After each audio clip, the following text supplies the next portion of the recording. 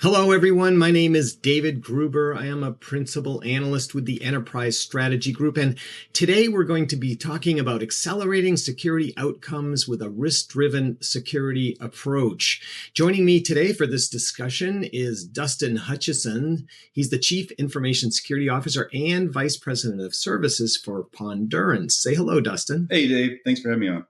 Excellent. Excellent. Well, we expect this to be quite an interactive conversation. If you're joining this session, you're probably already thinking about or trying to refine your risk-driven security strategies. So in this conversation, we're going to talk about a lot of details about how to implement strategies there. I wanted to start out by just sort of level setting, saying that as security professionals, there's sort of four core objectives we have with our role and with our security program. The first one is that we manage cyber risk in alignment with business needs and risk tolerance. And if you've not thought about your role as a cybersecurity leader in these terms, at the end of the day, this is the function that we're providing. This is really a risk management function. And it needs to align with what our business objectives are, our business needs, and something called risk tolerance. And if that's a new term for you, we're going to get into that in a minute. The second thing that, of course, this is how we kind of think about our life is we spend our life as a defender. We also talk about ourselves as defenders, defending against cyber attacks round the clock, 7/24 by 365, in a progressively more sophisticated, growing cyber landscape. The third piece that in my research shows up at the top of the list as a major challenge for most organizations is keeping up with the ongoing business and technology infrastructure needs and changes as we drive and grow our businesses. Technology has become such a core component of every aspect of business. That means everything's on the move. And that means as a security pro, well, that means everything I do too is on the move. And then lastly, we need to meet regulatory and compliance requirements. Many of us are in regulated industries. And therefore, this is an important part. It's odd for me to boil down the scope of what we all do in such simple terms. But at the end of the day, this is the basis of what we're trying to accomplish in our organization. That said, there's lots of challenges. There's lots of headwinds in the way of this. Every year, I complete a series of research studies. Every year, these things show up as challenges at varying levels. The attack surface complexity and diversity, as just mentioned, continues to be a top tier challenge for most organizations simply to keep up. Of course, what goes along with that is I'm continually adding new security controls, new security tools in the environment that help me protect that changing attack surface. Regulatory requirements are always in flux somewhat, but more recently seem to be in flux more than in others. And so I need to keep my eye on that in amongst the rest of my challenge, my objectives. Talent shortages, this is a sort of an over talked about subject, but nonetheless, it's not gone away. The skills shortage has been a long part of the life that we live. For me, it's I stop complaining about it, and it's like we just deal with what we have and come up with ways to do that. And we'll talk more about that in a few minutes. Operationalizing threat intelligence. If this is not a subject that's top of mind for you, it is for many cybersecurity leaders today. There's a ton of really relevant threat intelligence that's available in the industry, yet putting that to work in a really productive way, I call that operationalizing, is very challenging for most people. It's good that we have such intelligence available to us, but if we can't thread it into the day-to-day operations of what we do, then a lot of it is not used or put to work within our environments. And then as a fifth challenge, the high cost of building and maintaining all parts of the people, process, tech required to support our objectives. And if you're in a small organization, this is probably more in your face than if you're in a large, well-funded, more mature organization. But lots of challenges there. And then the final piece, just on the continuing changing cybersecurity tech environment. I was at RSA last week, and there were over 800 vendors represented at the show. And so lots of challenges just in understanding, choosing, standing up, managing, troubleshooting, scaling, all the above in the security tech environment. I'm going to pause just for a minute and stop there and say, hey, Dustin, so you have an interesting role. So as a role, one, you're responsible for security for Pondurance. Two, you head up the services side of Pondurance. You live all of this set of challenges, and you're helping organizations achieve their cybersecurity objectives. Do me this. Start with one quick reminder for everybody who doesn't know who Pondurance is. What's the role, or what's the set of objectives your company has, and how are you helping organizations work together with to overcome these challenges and to achieve their program objectives?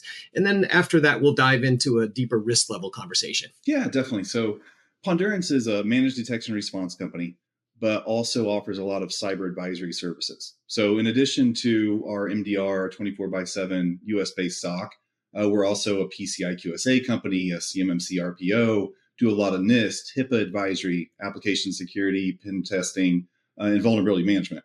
So we get to see a lot of different opportunities at organizations, but then also, my CISO hat internally, I have to address these things as Pondurance as an organization. And so it's interesting to see in our client environments and the prospects that we talk to, what's most important to them or what those challenges are. And it's things that we can identify with internally also. And the list that you have here from a challenge standpoint, it's real and it's continuing to grow, each one of them individually and overlap. So as a managed detection and response provider, when we've spoken in the past, you've chatted with me just about aligning objectives when you engage with a client. And risk is a big subject that we talk about in setting up our objectives and setting up our strategies and figuring out like exactly what cybersecurity programs that we're going to implement here. When we think about the notion of business risk, first, there's a lot of risk across our operating environment. We can't close every vulnerability that exists in that environment. We certainly can't investigate every alert, while we depend on automation to assist us in many of those cases. But every alert is not translated into an incident. So not every alert matters in our environment. Sometimes we have highly sensitive information or public-facing systems where an alert is extremely important. In other cases, we have back office systems where an alert may be less important. And we'll talk about sort of how we think about those in a few minutes. And therefore, not every threat has the same potential to impact the operation. I'm curious, Dustin, so when you engage with a client, how do we talk about the sort of contextually these types of issues under a broader frame of helping minimize risk and in a way that can enable the business to achieve its objectives? Yeah, so what's really interesting is there's not a one-size-fits-all model for risk. Every organization is different. So we like to talk about the risk frame or the risk profile. So what data types are in their environment? What does their environment actually look like? And that's going to dictate the impact and likelihood of anything that happens. So like you said, not all vulnerabilities, not all alerts are created equally. It's the context of the environment that matters the most. And so having those conversations around how does the organization view risk? Do they understand risk tolerance, risk acceptance, and then actually have a process to address items, alerts or otherwise, regulatory, cybersecurity? And that's the conversation that makes the biggest impact for our prospects and clients in pushing them towards a program that is more risk focused rather than pure cybersecurity focused or compliance focused for that matter. Right. So we often talk about the notion of risk appetite or risk tolerance. To me, about what those terms mean to you. And as a CISO, as an operational CISO, how do you think about risk appetite and risk tolerance as far as your responsibility, your role versus the broader C-suite responsibility around owning risk and what risk tolerance looks like for the broader organization? Yeah, it boils down to prioritization. What is the biggest deal in your organization? What's going to have the biggest impact, negative or positive? and understanding that. So for Pondurance internal CISO, I care most about customer confidential and sensitive data, right? We've got to keep our environment up. We've got to protect our customers' data. When we talk to different organizations, depending on their industry or the data types they house, it's that same conversation. What's going to be the worst case scenario? Or where does that, middle road risk lie? And do you understand it and have a defensible stance to talk about it? It's also important to think about who should be accepting risk. So general IT person or cybersecurity analyst, if there's something that's identified that could impact an organization on a high level, it may not be appropriate for them to say, this is fine. So having that process to understand how is this going to impact the organization and who is the right person, the accountable person to say, yes, we're okay based on how we treated this risk. Did we reduce it, transfer risk, mitigate? And is there a documentation trail following that also? So having those conversations and understanding the process and what's appropriate for the organization is really key from that build standpoint. Yeah. So at the highest level, our objective then is to align our security practices, our security program to the overall risk management practices for the business or the operation. And part of that is getting the right business leaders together. And I'll say business leaders of all types, whether you're an operational business leader, a strategic business leader, or whatever function you perform, and having that risk conversation to both understand and to buy into risk strategies. And then you as a CISO, you play a role in this thing, but you don't own it. You don't own the risk management strategy for the entire company, but you play a role as a facilitator in the conversation to ensure that everybody is bought into the same level of risk management objectives and program. You'll have specific roles as it relates to the security technology and security programs that you have. As you engage with your clients, who's at the table to have that conversation? Yeah, well, one point I want to make, it's interesting, the role that the CISO should play from a risk standpoint is really that liaison or translator. So it's not the end-all be-all decision maker. They should be well enough aware, understand the risk and the compensating controls or any of the controls, how it impacts the risk profile or landscape for the organization. But they need to put it in an audience appropriate, clear, defensible manner that can bubble up and down.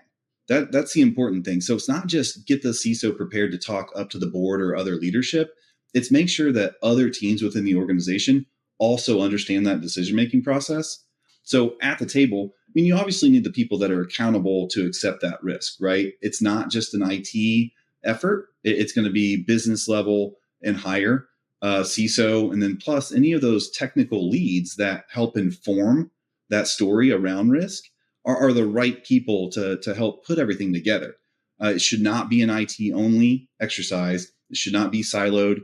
Opinions are great, right? You want those subject matter experts that you've hired on purpose, but you need to be able to look outside of just those opinions and understand, from a broader information landscape, what is the right decision here? So I think that's where a lot of insight from various units outside of IT makes such a better conversation for risk discussions. Yeah, that's great. And many of the security leaders I talk to often refer to this as the journey to a risk-driven security strategy. And it is a journey. This sort of whole conversation around risk has an ongoing set of communications that go with it, from the introduction of the notion of changing the program or rallying around the risk objectives of the program, of preparing the various business leaders. You mentioned board of directors. As a CISO, I would never walk into a board of directors meeting without already having the rest of my senior team on board and in total lockstep with sort of the risk-driven strategies that I have in place. And so it is a journey, and we'll talk about some practical steps that we can take to start and continue that journey in a minute. I wanted to bring up the NIST CSF 2.0 framework release that was released just a few weeks ago, and talk about the importance of calling out govern as the sixth main pillar or topic that's covered in the NIST cybersecurity framework. There's been govern is sort of more holistically looks at the risk perspective associated with cybersecurity programs. And as a framework, there's been various risk elements that have been threaded through identify, protect, detect, respond, and recover since the beginning. But in this really unprecedented major update to the framework, all that was pulled out and summarized together under a really important topic. And as you see the way the diagram's drawn here, it's applied across all the rest of the function, but it's pulled out given the importance of it and the role that it plays. Why this matters is this creates a higher level construct that should allow us to rally around NIST CSF 2.0 as a way to help guide us in our overall program design and management. It helps us call out a measurements model for our program completeness and a set of metrics that we can measure progress towards our program objectives. It creates guidance on how to maintain continuing regulatory compliance objectives. It also supports other mitigation activities, things like cyber insurance. And I know many of you have already engaged with cyber insurers. Some of you are in process of doing so.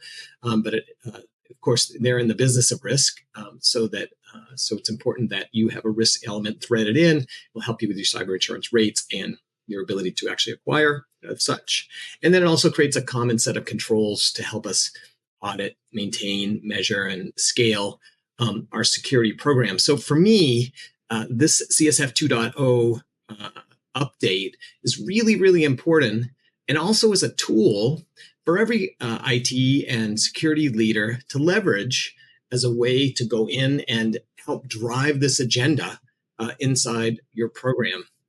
Dustin, talk to me about sort of the conversation you're having with your clients around the release of NIST CSF 2.0.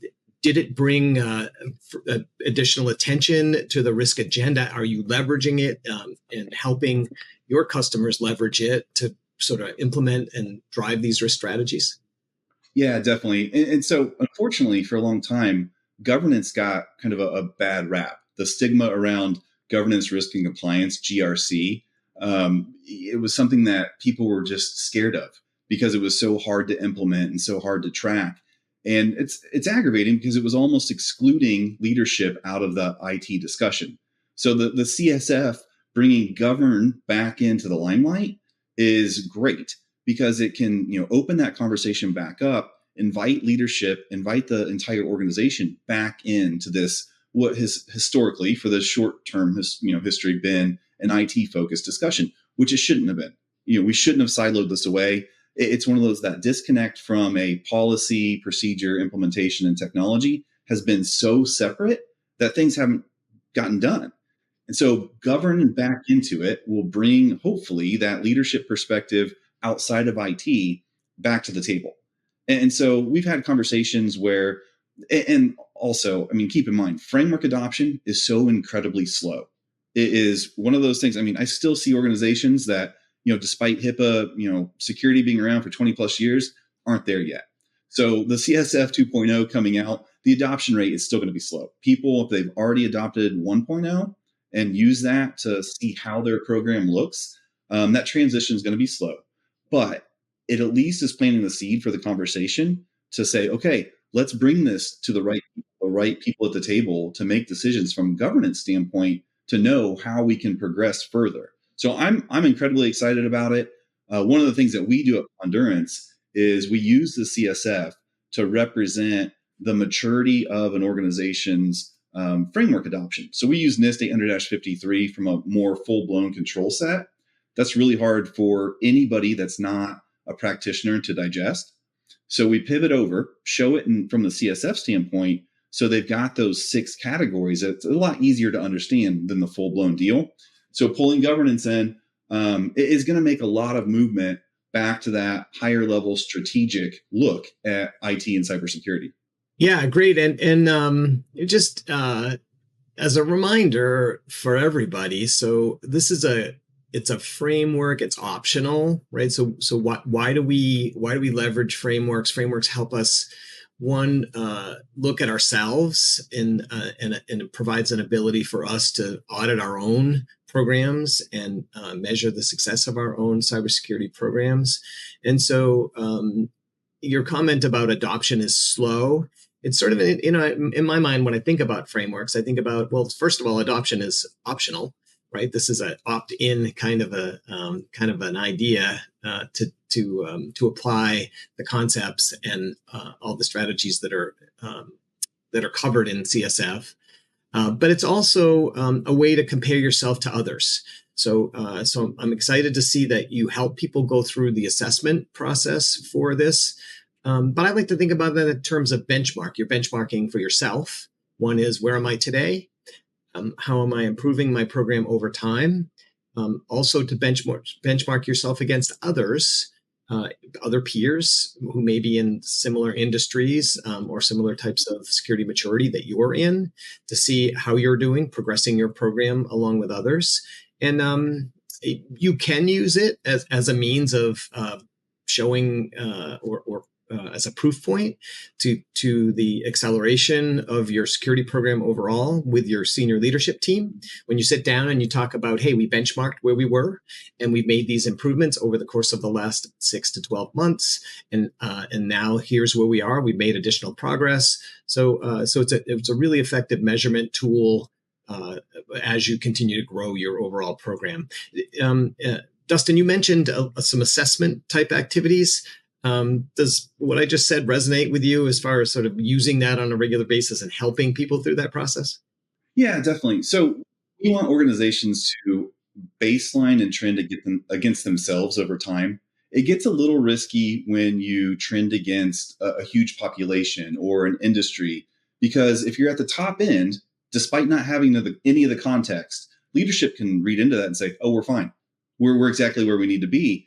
But if you look at just the organization by itself, you may have a lot of issues that need to be addressed that aren't getting the attention because that relative comparison is saying, oh, we're good enough. So we warn organizations, we are all for benchmarking, we're all for that trend analysis, but we prioritize trend against yourself. This is a race against yourself, not everybody else. One of the things that we do is a population analysis for industry, but then also what we call near neighbors.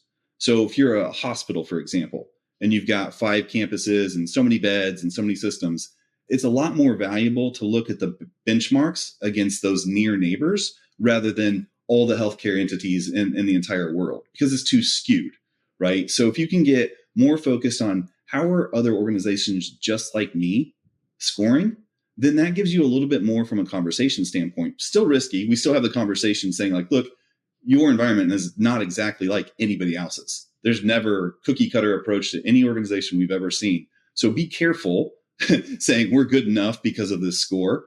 But it is still nice to know that validation, we're doing something right.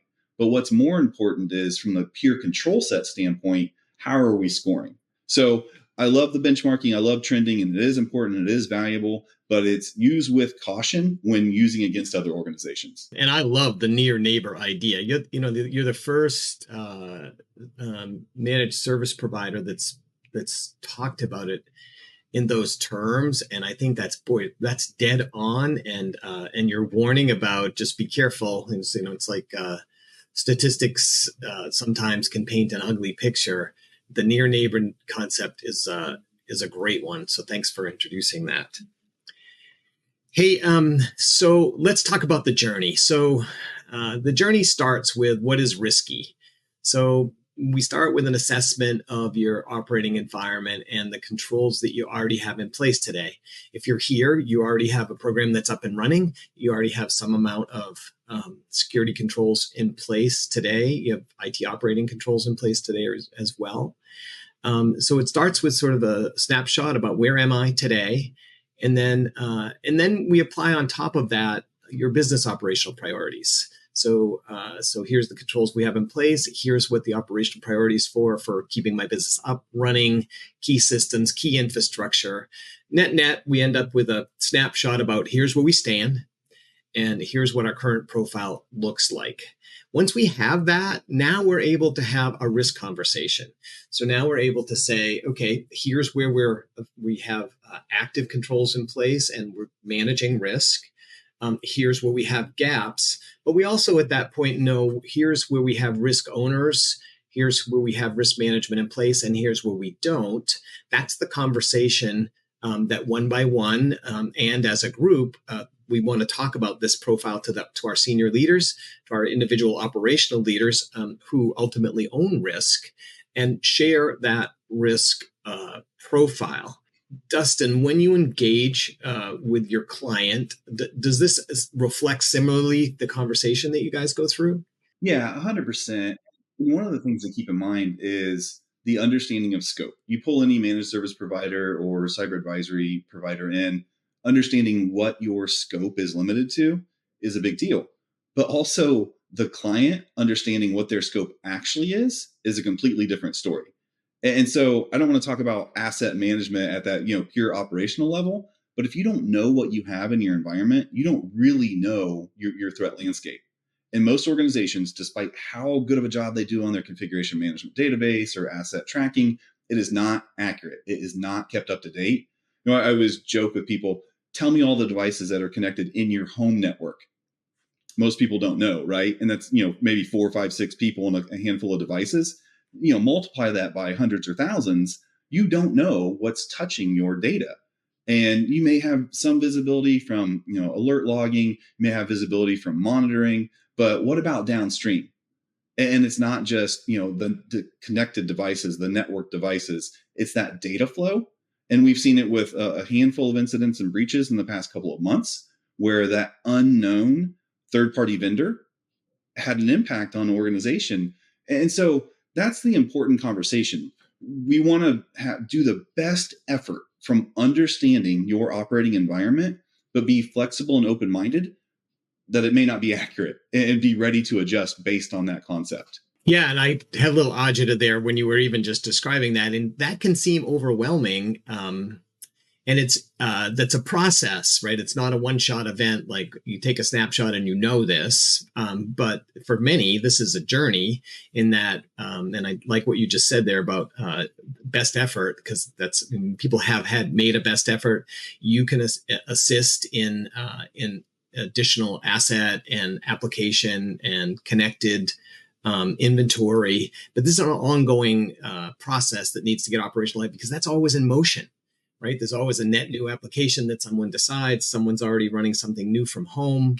There's some new piece of infrastructure or device that shows up that we don't know about. So this exploratory process is one that is a continuous process. Yeah, definitely. And having that process to react to it appropriately and understanding that those connections or that new data movement can come from anybody in your organization is really important. Yeah, excellent. Okay, so let's talk about some really basic block and tackling here about getting this program up and running. So when it comes to establishing and managing controls, the starting point is where you are today, right? So part of the notion of govern is that we want to create policies, standards, and control owners for each of the major controls on our environment. And so because you've already deployed a series of controls in your environment, getting started creating your risk program starts with simply creating policies for the controls that you already have in place. Part of the creation of that is defining who manages it, and then making them. I say make them here, but then I probably should say, and then having a conversation with them about taking ownership for that specific control. And once you've done so, once you've documented the control, you define who manages it, and you have a policy around it. Now you have the first defined policy in your risk program. Now, if you just start there and you do that for all the existing controls they have in place, you now have your risk program up and going, right? You have the basics of your risk management program. And over a period of time, let's say you did one a week, you have 52 weeks, you have 52 policy standards and control owners over the course of your year, and you're well on your way to your risk management on your way of your risk management journey. Now, when we made a risk assessment, we talked about prior to this, as you're looking at your total environment, you're going to identify places where you have gaps and that you don't have controls in place today, or you don't have coverage where you need to have coverage. As you identify those, you will roll those into sort of the same rinse and repeat, create a policy for the controls net new. You may bring in a new piece of security technology, you may reconfigure something or reapply something. Again, expand your policies so they're somewhat in motion for some period of time, but it's not a do this all at once. You start from scratch because it can feel really, really overwhelming. Let me take a pause there. Dustin, as you work with your clients through this process, I know during the sort of early stages of the engagement, it's important for you to get your arms around what you're protecting or how you're helping someone with their risk management program. But then over time, that program grows and changes. And in my research, I see that. I see as people work with their managed security service providers that their programs do often grow and change on a pretty significant basis. Talk to me a little bit about your journey with your clients, where you start, and then over a period of time, what does that look like? Yeah. So we always tell our clients that policies should be accurate, not aspirational. So they need to represent what real life is rather than what you want it to be, but be ready to edit and modify as your environment changes. And so a lot of times policies end up being compliance driven.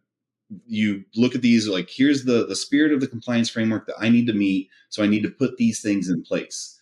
But back to the whole idea of aspirational versus accurate, you need to document what is really happening. And again, it's not an IT effort. It is, to put it together often, but leadership of an organization has to support that and approve it.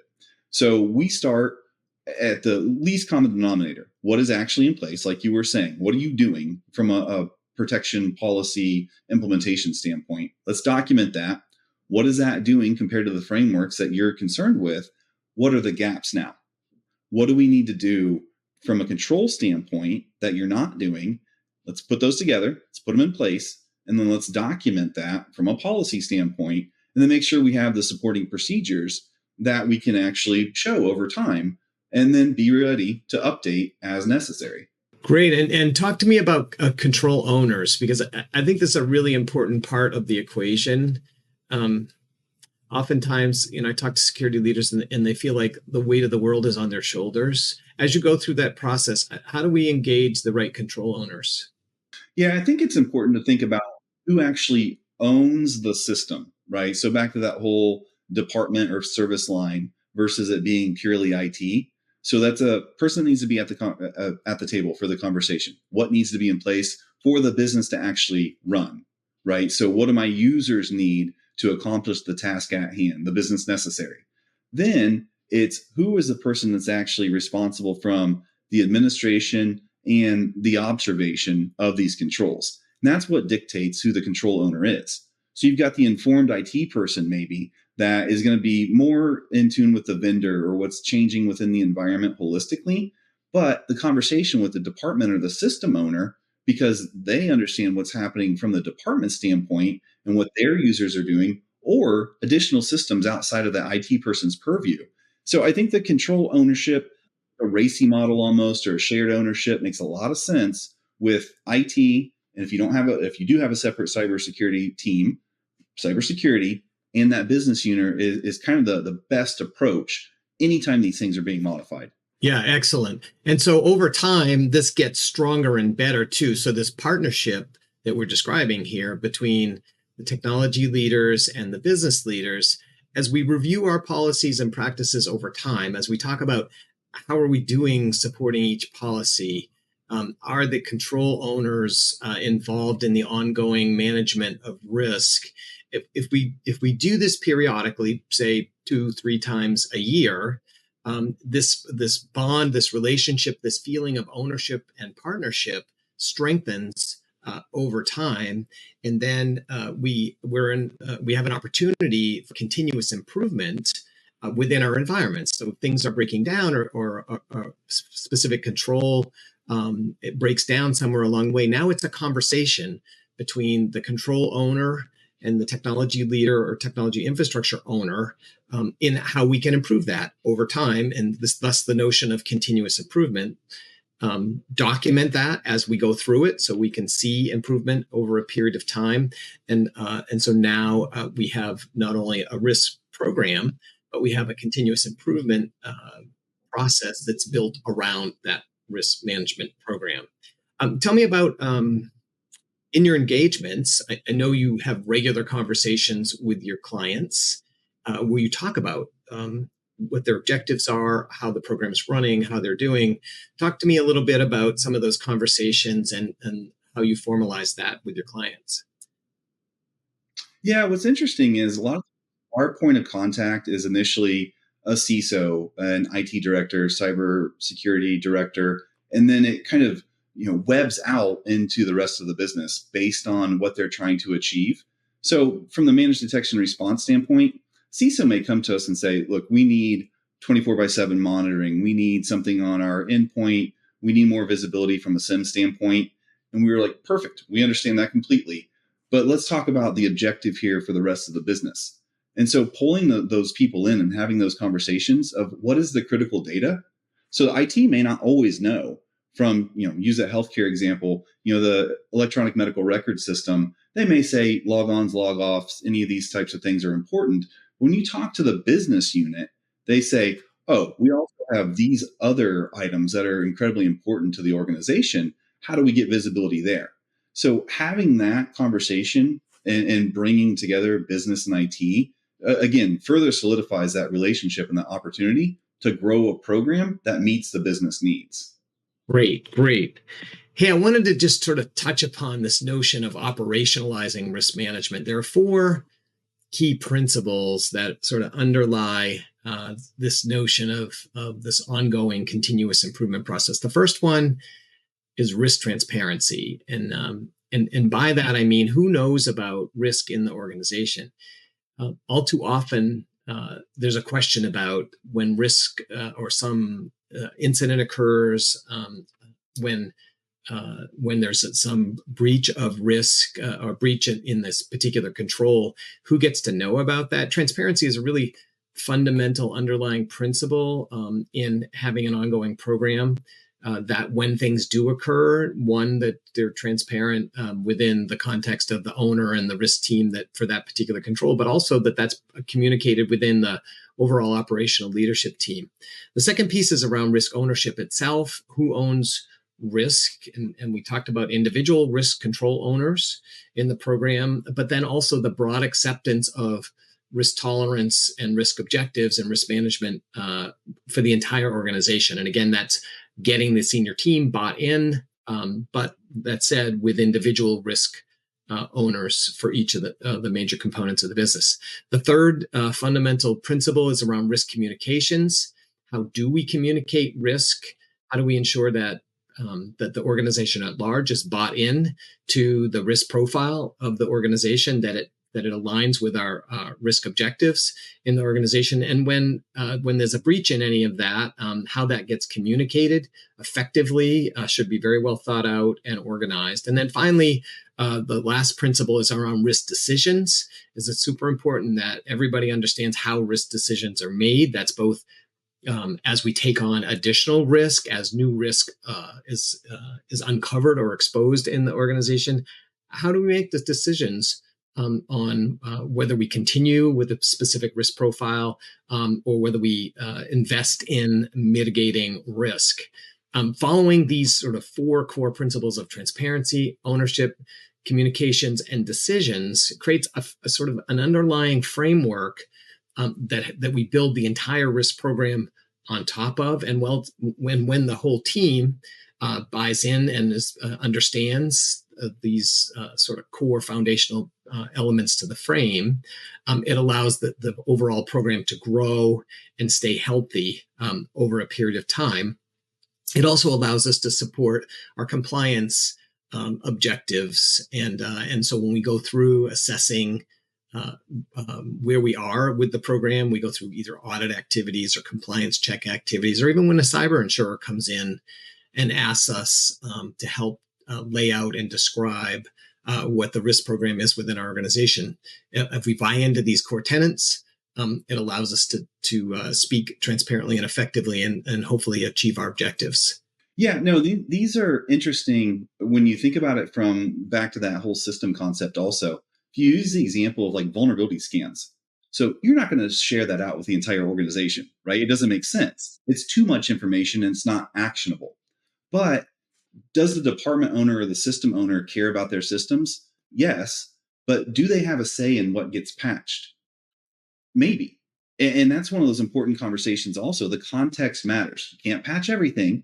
You can't address everything. What do you have to address from a compliance standpoint, or what's necessary based on that impact that's there? And is that consistent from system to system? That's where the complexity kind of weighs everybody down, even from the, I don't want to call it the easiest, right? Patch management is by far not the easiest, but at least understanding vuln scan output and the context of risk acceptance is interesting, because not every system, not every department is created equally.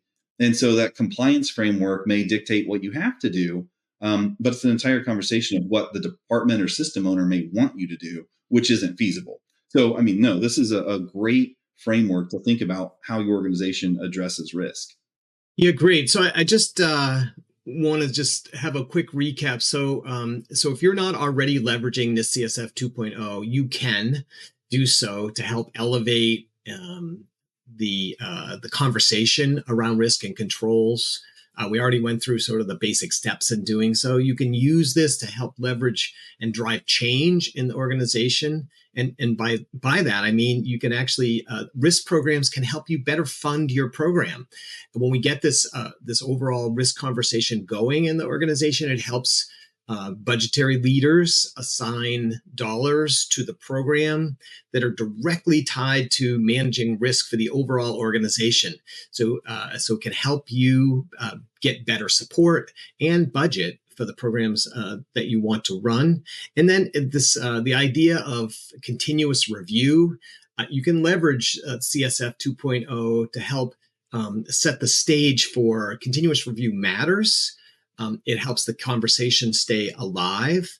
It helps identify breakdowns in your risk management program and your security controls. And again, helps drive funding into that. And through your regular audit process, if you're in a regulated industry, it will help facilitate that part of the program occurs. All of that allows you to, if and when you have issues that do occur, and look, let's face it, all of us have cybersecurity incidents that occur in our organization. When that happens, tie them back to your risk programs. Go back and take a look at your risk program. Determine did we have a breakdown in a particular control? Did we have a place within our attack surface that wasn't well protected? Did we simply not have the visibility we needed? Understand where improvements are needed. Engage your risk control owner as part of that conversation. And again, if you need additional funding or if you need additional support to close that gap, again, as part of the review process, doesn't mean you're never going to have an incident and nothing bad's ever going to happen. But when this program is up and operating effectively, it gives you a means to operationalize the look back, make adjustments when you need to, close gaps, and then again, strengthen that program over time and hopefully get the funding that you need to do so.